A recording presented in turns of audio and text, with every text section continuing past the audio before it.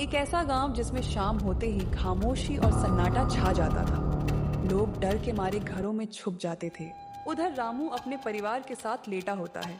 जैसे ही रात के 9 बजते हैं, गांव में एक बिना सर का भूत आ जाता है।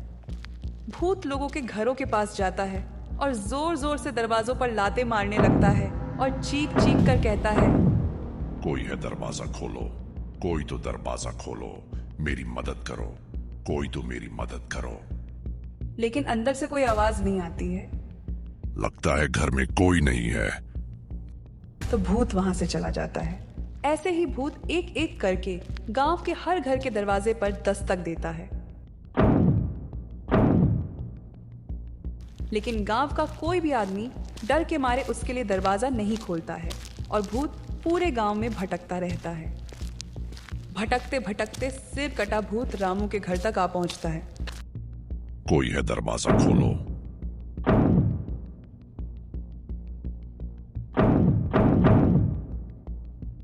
सुनिए चुटकी के पापा, देखो बाहर दरवाजे पर कोई है, बार बार दरवाजा पीट रहा है। कोई तो दरवाजा खोलो, मेरी मदद करो। कोई तो मेरी मदद करो। नहीं नहीं, ये कोई इंसान नहीं बल्कि बिना सिर का भूत है जो रात को गांव में घूमता है, और जो भी इसके सामने आता है वो मारा जाता है। थोड़ी देर में भूत चला जाएगा, तुम डरो नहीं। कोई है, दरवाजा खोलो। मुझे बहुत भूख लगी है। मैंने बहुत दिनों से कुछ नहीं खाया। दरवाजा खोलो। छुटकी के पापा, लगता है भूत चला गया, अब कोई आवाज नहीं आ रही। हाँ, तुमने सही कहा, लगता है भूत चला गया। ठीक है, तो फिर चलो सो जाते हैं। ठीक है। फिर भूत रामू के घर से जाने लगता है। आज कोई गांव वाला नहीं मिला। भूत की नजर रामू की गायों पर पड़ती है। ये क्या, 2 गाय खा लेता हूँ, बहुत भूखा हूँ। अचानक से भूत हवा में उड़ने लगता है और जैसे ही भूत हाथ उठाता है, उसके हाथ में एक तलवार आ जाती है और एक ही बार में गाय की गर्दन कट जाती है। भूत दोनों में से एक गाय का सिर काट देता है और उसका सिर अपने साथ लेकर चला जाता है। रामू इस बात से अनजान सो रहा होता है। अगली सुबह रामू और उसकी पत्नी के रोने की आवाज सुनकर धीरे धीरे गांव के लोग रामू के पास इकट्ठा हो जाते हैं। बिमला, ये क्या हुआ? हम तो बर्बाद हो गए। हमारी गाय को भूत ने खा लिए। छुटकी के पापा, हमारे गांव में कब तक ऐसे ही मौतें होती रहेंगी? इस बिना सिर के भूत के बारे में पंचायत में बात कीजिए। हाँ बिमला, इस भूत ने बहुत सी जाने ली है। इस भूत का कुछ करना पड़ेगा। मैं पंचायत में बात करूंगा। रामू की इतनी बात सुनकर गांव वाले अपने अपने घरों में वापस चले जाते हैं। दोपहर होने से पहले रामू और उसकी पत्नी और गांव वाले सभी मिलकर पंचायत में जाने लगते हैं। पूरा गांव बिना सिर के भूत से डरा होता है। जल्दी ही गांव के बीचों बीच एक पुराने पेड़ के नीचे पंचायत लगाई जाती है। पंचायत लगने के बाद रामू पंचायत में पंचों से कहता है, पंचों, ये कैसी मुसीबत है जो हर रात हमारे गांव में घूमती है। कल रात को मेरी एक गाय को भूत ने मार दिया। हाँ रामू, तुम सही कह रहे हो। इस बिना सिर के भूत ने पूरे गांव में डर का माहौल बना रखा है। फिर रामू कहता है, सुनिए पंचों, अब हमें कुछ ना कुछ करना पड़ेगा, वरना रात होते ही फिर से मौत हमारे सिर पर मंडराने लगेगी।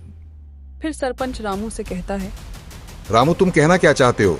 फिर रामू कहता है, सुनिए सरपंच जी, जब भूत गांव से रात को जाएगा तो मैं उसका पीछा करूंगा और पता लाऊंगा कि भूत इतने सारे सिरों का करता क्या है और सिर्फ वो सिर ही काटकर क्यों लेकर जाता है। तुम सही कह रहे हो रामू, लेकिन इस काम में तुम्हारी जान को भी खतरा है। तुम एक काम करो, किसी एक आदमी को और अपने साथ ले लो, ठीक है? ठीक है सरपंच जी। फिर सारे के सारे गांव वाले अपने अपने घर को वापस लौट जाते हैं। जल्दी ही रात हो जाती है। रामू और विशाल एक पेड़ के पीछे छुपकर भूत का काफी देर से इंतजार कर रहे होते हैं। जल्दी ही भूत एक बकरी का सिर लेकर गांव से जाने लगता है। ये देखकर रामू और विशाल उसका पीछा करने लगते हैं।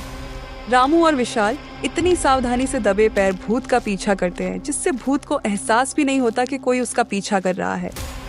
जल्दी ही रामू और विशाल भूत का पीछा करते करते एक डरावने घने जंगल में पहुंच जाते हैं और बराबर में खड़े हुए एक पेड़ के पीछे जाकर छुप जाते हैं और भूत को जाते हुए देखते हैं। चलते चलते भूत एक पेड़ तक पहुंचता है। उस पेड़ पर बहुत सारे इंसानों और जानवरों के सिर देखकर रामू और विशाल ये देखकर दंग रह जाते हैं। रामू ये देखकर सोच में पड़ जाता है।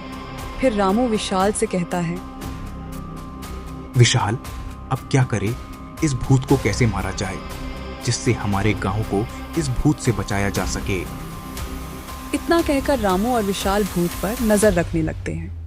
इधर भूत बकरी के सिर को पेड़ पर और सरों के साथ लटका देता है। फिर भूत चलता है और पिंजरे के पास जाकर रुक जाता है और अचानक से उड़ने लगता है। ये सब देख रहे रामू और विशाल देखकर चौंक जाते हैं। उधर भूत अपने सिर से कहता है, देखो आज मैं एक और सिर ले आया। इतना सुनकर भूत का सिर भूत से कहता है, कब तक मुझे इस पिंजरे में रहना पड़ेगा? आज रात में अमर हो जाऊंगा।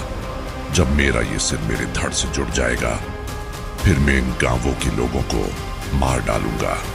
बस एक और सिर, फिर मेरे मरने का डर खत्म हो जाएगा।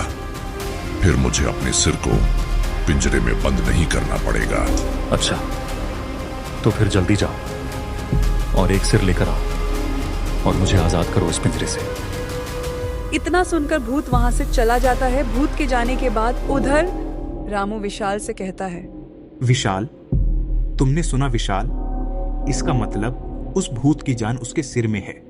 ओ अच्छा, हमें भूत के सिर को मारना होगा, तभी उस भूत का अंत होगा। चलो विशाल, जल्दी चलो, जल्दी। जैसे ही दोनों भागते हुए पेड़ के पास आकर खड़े हो जाते हैं, वैसे ही भूत को अचानक से एहसास होता है और वो रुक जाता है।